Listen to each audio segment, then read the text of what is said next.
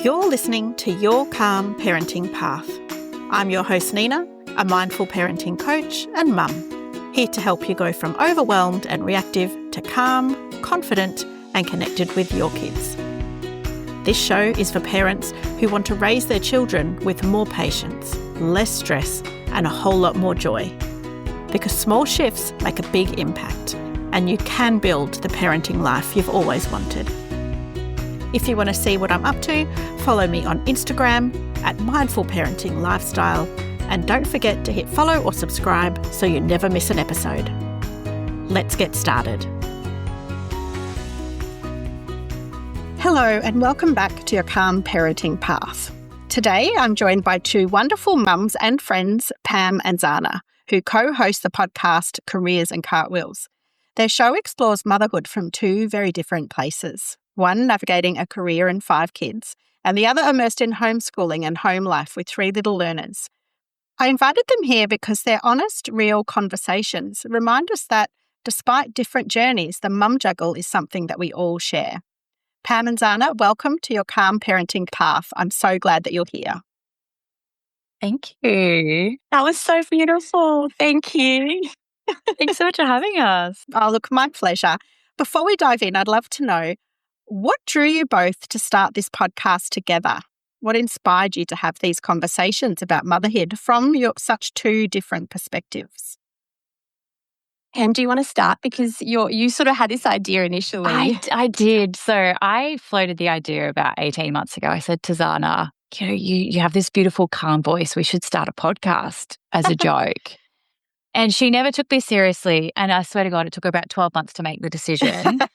And I made another comment. I think it was, maybe April, May this year. In the school holidays, we caught up for a play date at the park with our kids. And I said to her, so we started sending each other voice messages because we're so often time poor. We don't have time to sit there and write big, long messages to each other. So we started voice messaging. And I said to her, I'm like, you just have this beautiful, calm podcast voice. We should honestly think about a podcast. And that was it. She was off like a bullet on a gate and she was like, yep.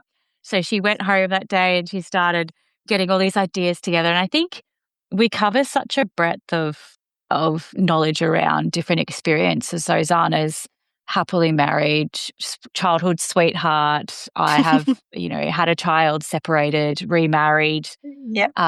Blended families. Zana's got 3 beautiful boys, now homeschooling. So I feel like we just, between us both, we've got something to offer everyone, from our different experiences. But that's my take on it. Zana, what are your thoughts?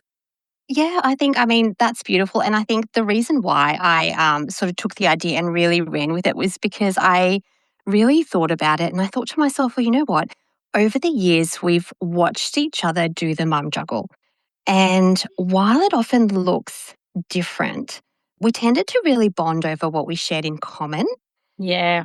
And we really wanted to share those differences and really celebrate them for what they are. So they're just our individual personalities and living and feeding into our own strengths. But we also wanted to draw attention to what we share in common. Yes. Yeah. And I think, regardless of what we've chosen to do and how we do it, it's those things that really bring us together. Yeah, because we're all on the journey, aren't we? We're all experiencing parenting. Just, our path might be slightly different, but our journey is the same. Yeah. That's really cool. Exactly. Yeah.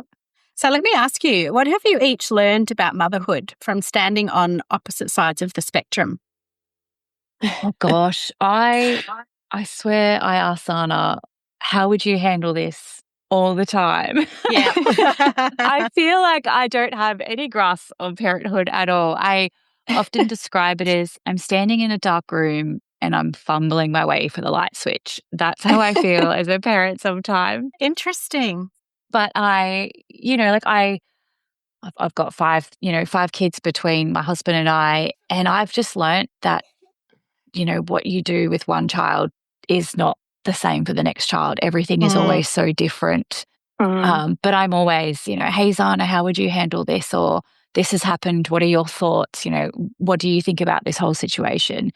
So I definitely don't feel like I've got a grasp on parenthood at all, but I am definitely learning every day, and I want to try and be the best parent I can be. And, by meeting lovely people like yourself, that's how we get different ideas, and we, I guess on the journey of learning to be a mum and a parent. I really love that, because we often think that parenting has to be done alone.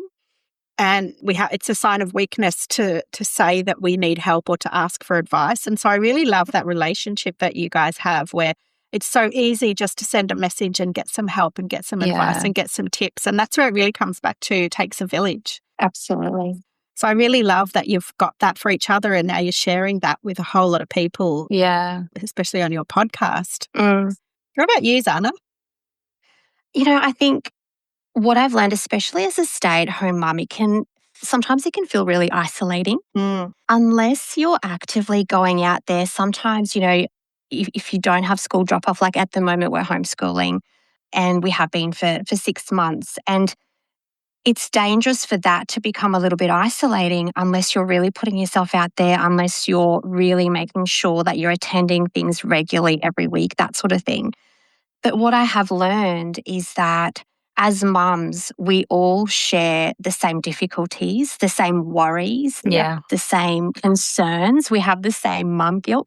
We share so many things in common that even if we feel lonely or we feel physically isolated, we're actually not alone. And you turn to any mum out there and she will no doubt share so many of your feelings and your own thoughts. So that's so true. And that's one of the fundamentals of self-compassion as well, isn't it? To realise that you're not alone. That other people are on this journey and have the same struggles. And knowing that means that you don't feel as isolated as well. Awesome. Yeah. Yeah, absolutely. I think that was one of the main drivers of us starting the podcast, is that we just, even if one person listened to our podcast and could resonate with us and got something out of it, like that's amazing for Zana and I, just to know that we've changed someone's life or someone can relate to something that we've said in the podcast. I think that was one of the reasons why we initially wanted to start up, to get other mums on board, and we wanted to try and create a space where mums could come to us and not feel alone. Yeah, that's right. Create that safe mum community. Oh, that's so beautiful. Take the pressure off. Realise that you don't have to do it all. Yeah. Yeah? That's right. And at least not alone. Not alone. Yeah. Because you've talked about on your show about the pressure to do it all. So, whether that's being the perfect working mum or the perfect stay-at-home mum or, anywhere in between, how have you each learned to quiet that pressure? What tips have you got to share? We definitely did. I think we dedicated an entire episode on this topic. I think for me, it's definitely a lot of self-talk. I've done a lot of reading and a lot of work on myself in terms of, mental health, the psychological part of what makes me, that sort of stuff. So I feel like I'm quite good at rationalizing. Great. And doing that self-talk.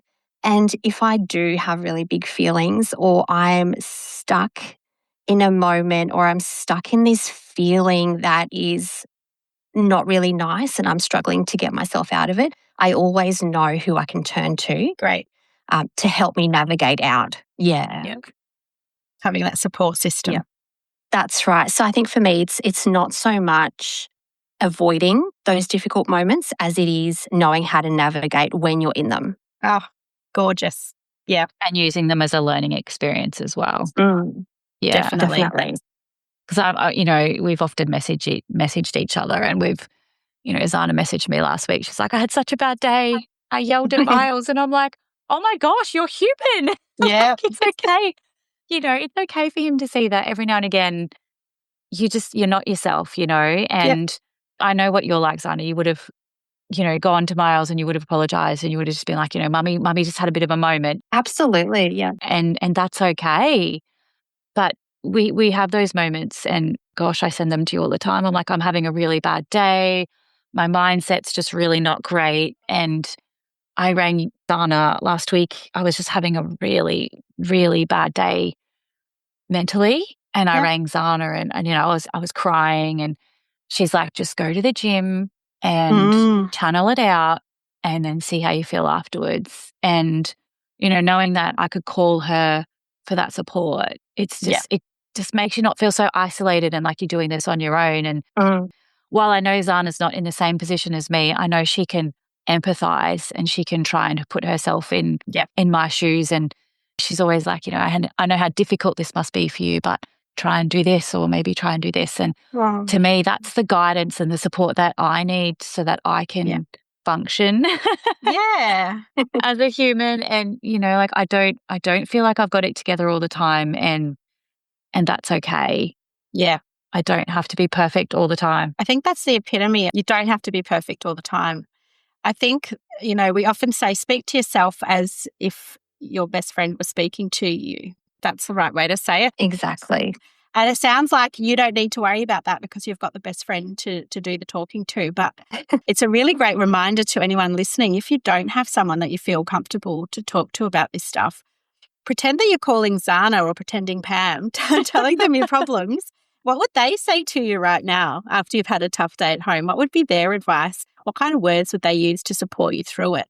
And I think that's really important because it's so easy to pile on the guilt and to speak to ourselves in ways that aren't kind. And having that one person that we can connect with to bring us back down, even if it's an imaginary person, is so important. Absolutely. And I have this little imaginary birdie on my shoulder. It's called a Zana. I have the WWZD, what would Zana do? Oh, gorgeous. On my shoulder all the time. Love that. If I'm in a moment where I'm like, I feel like I'm losing my mind, I'll take a deep breath and go, WWZD, what would Zana do? he actually has said that to me as well. Yeah, you're just like this little imaginary person sitting on my shoulder looking over me every day. Now, what would Zana do? Oh, that's brilliant. I've had people tell me that when they've had trouble getting their daughter out of the shower, they're like, what would Nina do? What would Nina do right now? So, yeah, that's very cool. I'm just wondering, guys, we've just mentioned mum guilt because it seems to be universal. It seems like you've got great ways to cope with it. But how does it show up for each of you in terms of as a stay-at-home mum and as a full-time working mum? What helps you move through that guilt? I think we've definitely explored that while we have different things that we feel guilty about. So, for example, as a stay-at-home mum, I obviously have some guilt around I'm not bringing finances into the home. And, with the rising cost of living and everything, it definitely puts a lot more pressure on my husband who does work. Yeah. So he's got a couple of jobs and he does an amazing job at paying for all the bills and doing everything that he does for us, but it doesn't erase my guilt, even though, again, rationally, I know that I'm where I need to be. We both agree that this is where I need to be. Yes. And this is what we both want. This is the way that we both chose to parent. Yes. Yep. But then we also have guilt that is similar, like we have the usual guilt around, are we feeding our kids enough healthy food? Yeah. Are we managing screen time as well as we can? All the rest of it. Yeah. But I think the way that I deal with all of it is honestly just rationalizing. Self-talk as well is such a big one for me. Yeah. I always like to stop myself and just ask myself some questions like, why am I feeling this? Like, what time of month is it? Yeah. what's contributing to these negative thoughts or these fears, and how can I fix that if it's an actual problem? And if it's not a problem, then okay, let's talk my way out of this. It's that curiosity piece of mindfulness, isn't it? Exactly. Because mindfulness is paying attention to the present moment with kindness and curiosity. And so it's figuring out why you're feeling like this. Exactly. And not just assuming or always going back to the same negative thought patterns, but actually digging a little bit deeper. That's awesome. Exactly. And I dabbled a little bit in cognitive behavioural therapy, so CBT. So for me, it's always how are my thoughts impacting on how I'm feeling right now. And sometimes, like you said, just exploring that with that curious mindset is enough to really promote a little bit of self-understanding and self-compassion. Yes. What about you, Pam? Yeah, like everything you said, we do have a lot of guilt that we feel the same, and one of your guilts has always been the financial burden that you feel you place, and I know that Michael doesn't see it that way at all, but it's trying to talk yourself out of those thoughts. I think mine is more, sometimes I've got the guilt around not being present enough for my kids because I'm stressing about getting to work at a certain time, or at night time I might have to come home and finish off some work, so I'm not there to be present with my kids as much as what I'd like to be. So I have more guilt around, could I be doing more with my kids? That sort of guilt. That's sort of my main guilt. And gosh, I often have conversations with Zana where I'm like, oh, I wish I was in your shoes. I wish I could homeschool my kids. And Zana probably has moments where she's like, oh gosh, I wish I was chasing my career. Yeah. But that's just, we've both chosen the paths that we're on, and we both have to navigate, and we're human. Yeah. We have days where we feel very challenged and our thoughts are getting the better of us, but Zana's probably a little bit more experienced in talking herself out of those thoughts than what I am. So I rely on Zana a lot more than what she probably relies on me. But yeah, no, it's just who we are. We're always going to feel that sort of guilt, and I think what you're doing around the mindfulness is an excellent way to try and get yourself out of those negative thoughts. Yeah. Yeah, because that's one thing I really love about your podcast is how you actually bridge the gap between, mums who make different parenting choices and saying that whatever choice you make is the right choice for you. And I think that's needs to be applauded and needs to be talked about more. So what do you think needs to change in the way we talk about motherhood so that it's not so much us versus them, or, the grass is always greener? Yeah, gosh, both of those things, us versus them and the grass is greener on the other side, they are two things that are so big in this space, I think. I think, first of all, we can try and bridge it by showing each other kindness, by listening to each other, and empathy as well. Being able to stop and think about, okay, it might sound really good to be a stay-at-home mum who homeschools, but in practice, what does that look like? What sacrifices has that mum made to be able to do what she does? Yeah. And it's the same with a mum who works full-time and does chase a career. What sacrifices has she made in order to do what she does? And what does that look like on a day-to-day basis? So I think it's about talking. It's exactly what we're doing. It's putting it out there. It's talking about these everyday things. And it's about raising awareness, teaching each other, and I guess modeling that we can be kind, we can understand one another, and we can respect each other even if we don't make the same decisions. Yeah. Yeah. I think the big thing with us, Sana, is that we completely respect each other as humans, and I might not necessarily make the choice to homeschool my kids, but I know that you have given it a lot of thought and it's something that you've been thinking out for a long time. So I'm fully supportive of that choice that you have made. And I know you're the same with me. Like, that my career is really important to me, and I don't feel like you judge me for that, and I think kindness, being kind to each other and understanding that, we've made the best decisions for us and our family, regardless of what other people might think about that decision. Exactly. And that decision is yours to make. Yeah. And you've made the one that you think is going to allow you to be the best mum version of yourself through. And I think that's really important. So a path that might work for me might not work for either one of you girls, and that's completely okay. Yeah. We have to choose our own path so that we can be the best version of ourselves. It's respecting the right to choose, isn't it? Respecting the right. You can choose what you want to do. You don't have to be on my path. Exactly. Yeah. We can be on different paths and still respect and be kind to each other. Yeah. Exactly. I still remember the days, Anna, you sent me a voice message and you were telling me, you're like, I've made this decision, Pam, and you didn't even have to finish the sentence. before I knew what you were going to say. And I'm like, I stopped the recording and I said to myself, she's going to tell me that she's decided to homeschool. And you actually sent that text to me. I did before I'd listened to the recording, and I knew because it's been something that you had spoken about and it'd been this like inkling inside you that you'd wanted to explore for a long time. So I was not at all surprised when you sent me that voicemail, and I just knew that's what you were going to say. And then I pressed play and she's like, I've decided to homeschool Miles next term. And I was like, I knew it. Because I've known you so long, and I've known that that's something that you've wanted to do, and I completely respect your decision. And I also know that you don't make decisions very lightly. So you would have thought about it and you would have discussed it with Michael in depth before you would have just gone. I know you didn't just wake up one day and go, I'm going to homeschool today. Like, you gave it so much thought, and you do. And I see how you plan everything, and you stay up late at night time to plan your days with the boys. And that is a huge sacrifice for you, because you've taken on the role of a teacher as well as a mum, as well as a wife. And that is a huge, huge sacrifice that you have made.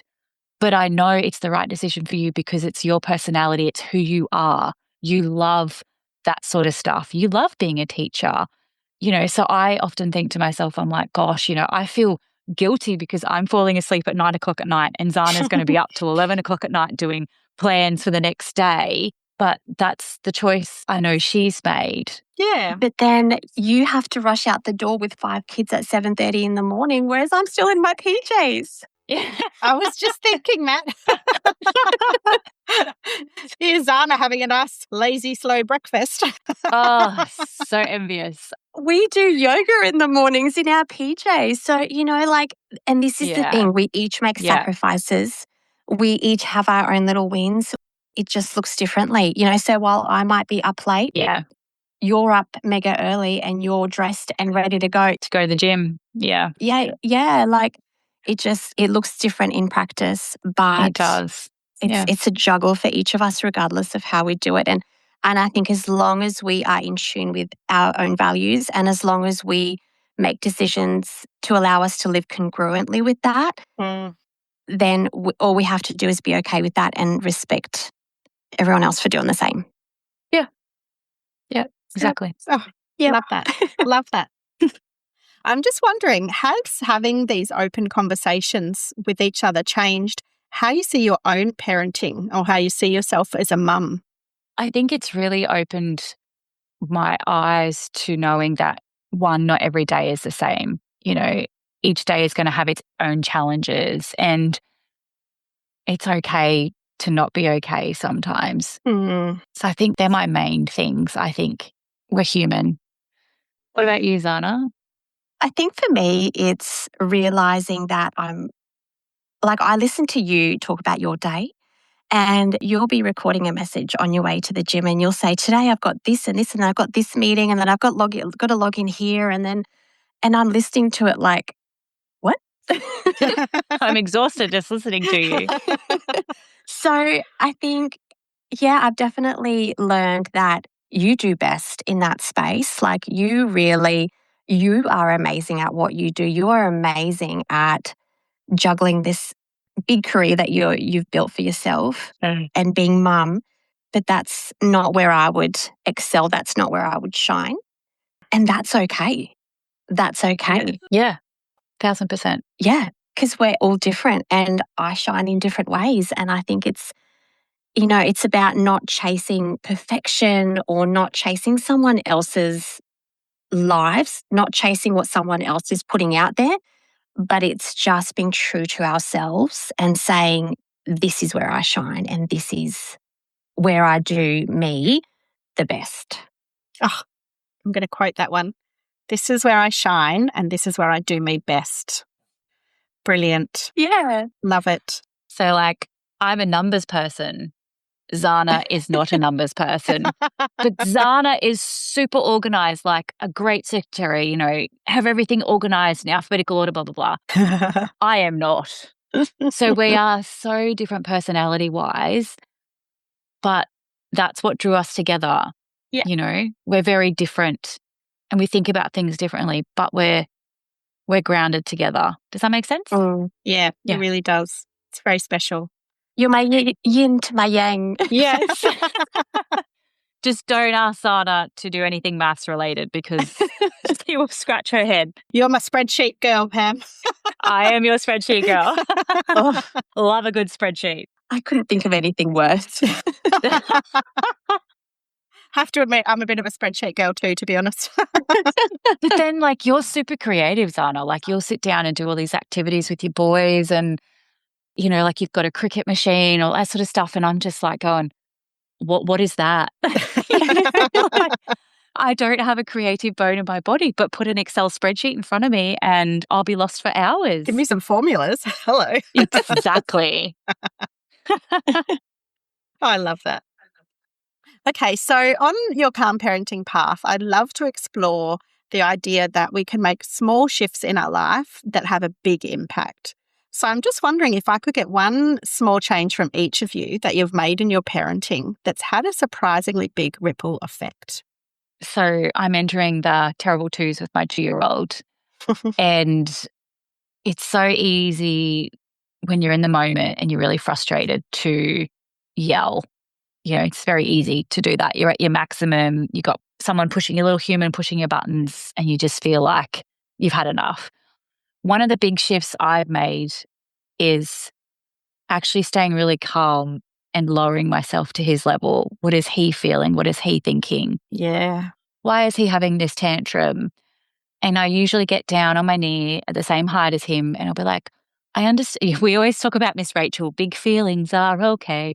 And I'll say to him, it's okay. You're just having some big feelings. It's okay. You know, Miss Rachel has big feelings too. Mummy has big feelings too. But I've noticed that I get such a different reaction out of him than if I just stand over him, not quite my calm self. And so that's a big shift that I've made. Great. And I've noticed a huge difference with him in the way I connect with him. Yeah. Did you do something different with your other children and that's how you've noticed the difference as well? Honestly, it was such a long time ago when Zoe was the same age. Right. And she was such a different kid. She never had tantrums. I didn't have the terrible twos with her. I had the terrible fours. And her terrible fours were like meltdown sort of experiences where she couldn't let go of things and she would go on for about 45 minutes to an hour. Whereas, Caleb's like a quick tantrum. If I say, no, honey, you can't have Oreos for breakfast, he'll get on the floor and cry because mummy won't let him have Oreos for breakfast. I'm the worst mother in the world. Yeah. So I can't really remember my parenting of Zoe at that age. But I think for me, I'm a little bit older. I've had a lot more time to grow as a person. Yes. And to be able to get down on the same level as him and just say, it's okay. I understand that you're upset. Mummy can get upset too. Do you want to cuddle? What can mummy do to make you feel better without giving you the Oreos that you want for breakfast? Excellent. What a great shift. I love that. Yeah, it is hard to do sometimes in the moment, but I think the benefit in the long term is a lot greater to the point where now I'll give him something and he'll go, thank you, mummy. Like he's always using his manners. He'll put his bottle in the sink after he's finished or something because I've got down to that level with him. Yes. And I feel like the response I get out of him is far better than if I just stood over him and was my not so nice self. Yeah. Yes. Had that connection with him. Yeah. Yeah. What about you, Zana? I guess, so my day is, around the kids all the time. I don't, the reality is that I'm at home and I homeschool, so I don't really have any separation from my kids whatsoever. And that's okay. Like that works for me because I don't need it. But at the same time, I'm human. So I do have moments where I do get really frustrated or, I do have big feelings or it's 9 o'clock in the morning and they're having their 50th fight, whatever it is. Yeah. But I think I've learned to tune into that and then just to stop and take a breath. Yeah. And take a couple of big breaths. And I've really realized how beneficial that can be just to take a couple of deep breaths to help my body and my mind regulate and calm first. And then something I always repeat to myself, but I'm teaching the boys as well, is stop, calm, and then respond rather than react. Yeah. And that makes such a huge difference. Yeah. Yeah. Because I think reacting is when we're doing it from a place of overwhelm and stress and big feelings. But when we stop, we take a breath, we respond from a place of calm 100%. rather than react from a place of stress. Yeah. Yeah. It's like they say not to text message when you're angry, right? Yeah. You know, for the same reasons. If you wait Yeah. until you calm down, the response you're going to give is a lot calmer than if you instantly react in the moment when you're really frustrated or angry. Yeah. Yeah. Don't do anything. Yeah, exactly. Just stop. Just stop. Take a breath. Yeah. And what I like about both of your small shifts is that they're good for us and they may have a big impact on us, but we're role modeling to our children how they can respond. So, you know, if you're having a really hard time, you're responding, your kids are watching you take that pause. Or if you're trying to support someone, you're getting down to their level, you're empathizing, you're teaching them those amazing skills of empathy and calm, which I think is amazing and is only going to help them in the long run too. So it's a win-win situation, isn't it? 100%. Yeah. Yeah. Yeah. Kids do what we do, not what we say. So, yeah, 100%. So let's get back to your beautiful podcast, Careers and Cartwheels. What do you hope other mums take away from listening to your podcast, and what type of space are you trying to create for them? I think we're trying to create a community of mums. And what we're trying to do, I suppose, is, like you said, bridge the gap. Yeah. And we're trying to build a community of mums who respect one another and who understand that we all have chosen our own pathway unique to us and our families. Yeah. And that's okay. Yeah. And our days might look different, but we can all connect based on the similarities and based on the things that we do share that are the same around parenting and being in this journey of mum. Hey. Yeah. Yeah. Yeah, I think, you know, we are turning into a very social media society, and it's so easy to judge other people by what you see on their Instagram page. Yeah. But I think, you know, if there's one thing we're learning along this journey is we've got to be kind to each other, you know, like we all make our own decisions and we make the decisions that we feel is best for our family, and we shouldn't be judging each other based on those decisions.